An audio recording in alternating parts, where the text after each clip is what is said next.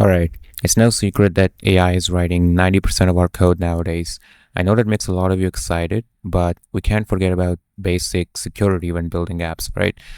Vibe coded AI apps are full of security issues, and in this video, I'm going to go over 5 or 6, I don't know, major security vulnerabilities that I find most vibe coded apps to have. Before we begin, let me address those of you who are pissed off that AI is writing all of our code now. Look, it's easy to blame AI for all these security issues, but the reality is the genie is out of the bottle. AI coding agents are here to stay, and we need to learn how to use them to write secure apps instead of throwing them away altogether. We need to learn how to adapt to AI assisted coding. And in this video, I'm going to share how I think we as developers can do that. So the very first thing I want to talk about is not securing your environment variables properly. This is not only an extremely common security issue, but probably the easiest to fix by far, as long as you know what you're doing. So every application has sensitive information like API keys, secrets, passwords, etc. And you want to make sure you put all of that inside an env file at least when you're developing the project locally. Make sure that file is also in your gitignore file and never commit it to source control. Now, when you're deploying on a production platform, let's say something like Vercel or something, make sure you put the environment variables where they need to be in your project settings, all right? I know sometimes when I'm being lazy developing a new feature, I'll just hard code these secrets while I'm testing locally, and then I'll just forget to remove them when I push the repository to GitHub. We can all make mistakes like that, but obviously we should try to avoid them. And if we do make such a mistake, we need to revoke and regenerate those keys or tokens so they can't be abused by some malicious third party, right? But all that to say, as long as you don't have your environment variables hard coded in your application, you're going to be fine. Secondly, you want to make sure you're not exposing API keys and sensitive secrets to end users. Now, this is closely related to the previous point. You need to make sure that you never ever hard code your API keys and other sensitive secrets in your code. You always need to use environment variables, all right? But there's also certain scenarios where you can expose your sensitive information even when you use environment variables. For example, front-end applications expose all their details to the user. If you've got a front-end app that calls a third-party API, people can literally open up Chrome DevTools and open the network tab and see your entire request data as well as the API keys and the authorization keys or whatever you put in the request, right? It's literally all available over there for anyone to see. Even if you put the key inside an environment variable, when you actually send a request, it's going to be visible in the network tab for anyone to see. So in this very specific example, the way to secure front-end apps is to have a backend server that serves as a proxy between your front-end app and the third-party APIs and databases and other servers that you want to communicate with.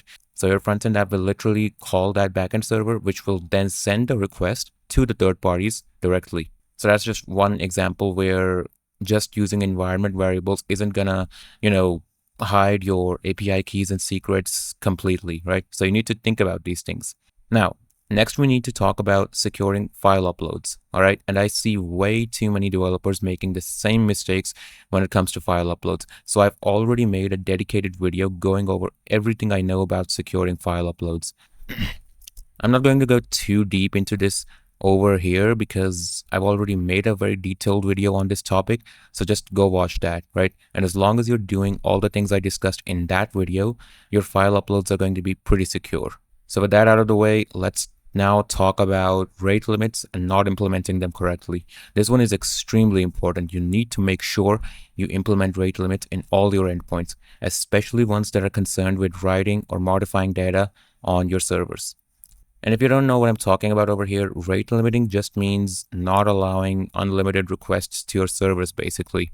Now, let me give you a couple examples of how people can fuck this up, right? So let's say you've got a sign-up page with no rate limits.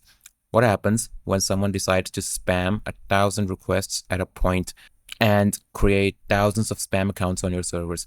Your database is going to be filled with useless junk. Your server's performance is going to be destroyed, and it's just going to be a terrible experience to deal with, right?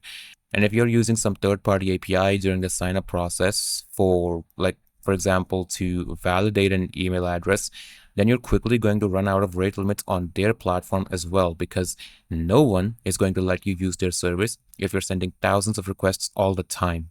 And so you shouldn't either. Now, signups are usually a very cheap endpoint, right? At least like computationally speaking, there's not really that many operations or stuff you need to do, right? But what if you have something more expensive than that? What if you've, let me think about this. What if you've got an endpoint where you return a lot of data, let's say a very large video file of 5 GB or something? What's going to happen when someone sends lots of spam requests to that endpoint, especially if that video file is just hosted on some static URL and you can literally just send a request over there to download it, right? If you've got a static URL and you've got a very large file hosted over there, anyone could send a request there and just spam it so much that you're going to end up paying AWS or whatever cloud provider you use a fuck ton of money for all the bandwidth you're spending on these spam requests. Because that's going to be like some user trying to download a 5 GB file like hundreds or thousands of times, right? And all that bandwidth is going to come out of your pocket. Now, I know that 99% of users aren't going to be sending hundreds of requests to one of your endpoints, but there's always that 1% of idiots or malicious actors, right, who do these kinds of things. And we need to make sure our app can handle those people, because I promise you they exist. And as soon as you put your app in any production setting, they're going to fucking find a way to like fuck it up, right? So make sure you've got proper rate limits on your API. Now, moving on with that, the next mistake I see vibe coders make is not validating and sanitizing the user input. This is, again, a very common mistake, not just in vibe coders, but also in junior developers. They blindly trust everything that the front end sends to their backend API. They don't bother to validate the inputs, or they validate inputs only on the front end or only on the backend instead of validating them in both places. Like, contrary to what you might think, you actually need to validate form data on both the front end and the back end. And let me explain why. The reason you need to validate inputs on the front end is because this will allow you to drop invalid requests before sending them to the backend API. Let's say you've got a login page and the user inputs an invalid email address. You can just reject that on the front end directly, right? Like, you can just use a simple regex check and validate that on the front end without sending a request to your backend server for no reason, right? And this also means faster responses for your users, because you can show them the error message instantly without having to send a request to the backend. And also this means less requests on the backend server, less, resources used over there, which translates to better performance overall. Now, the reason you need to validate user inputs again on the backend is because the front end can be modified by any user.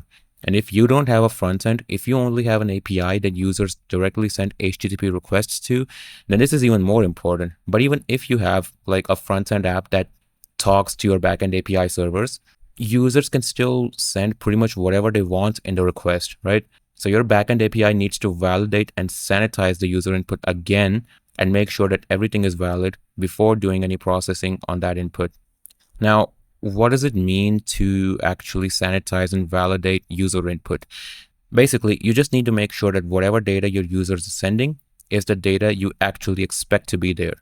Like, make sure that it's got the proper format and everything, right? So, for example, if you've got an email address field and the user is sending some obscure SQL code over there or something, then that's obviously not going to be valid, right? Or if you've got a profile picture edit where a user is sending a PDF or an executable instead of an image file, that's obviously wrong, right? So just make sure that users are sending valid inputs and not something completely unexpected or malicious, right? Now, to conclude all of that, these are like the 80-20 of security practices that all applications should be practicing, and especially vibe coded applications, because I can promise you most of the vibe coded applications out there, they're not practicing any of these like security ideas, right? So if you just follow all these things, you're going to build much more secure apps than pretty much any vibe coder or no code creator nowadays, right? And obviously you can use AI to help you implement all of these practices in your application. Like, I'm already using AI to write all the code for me, but just make sure you actually learn what these what these are and how they work, how they're protecting you from vulnerabilities, and what vulnerabilities they're actually protecting you from, right? Because if you don't have all that base knowledge, if you don't have all that context, one, you're not going to be able to use AI to secure your application because you're not going to be able to prompt it well enough. And two, even if you ask AI to implement all of these things, you're not going to know if it did it correctly or not unless you actually learn these things, right? So just make sure you learn these things as well, right? That's all for this video. Thank you for watching. Like, comment, subscribe, do all those wonderful things. I know I haven't posted in a while, but I'm trying to be consistent again. So if you want to see more videos like this, make sure you subscribe so I know that you guys are actually interested in this topic. I'm going to try and post more videos nowadays and be more consistent. And yeah, see ya.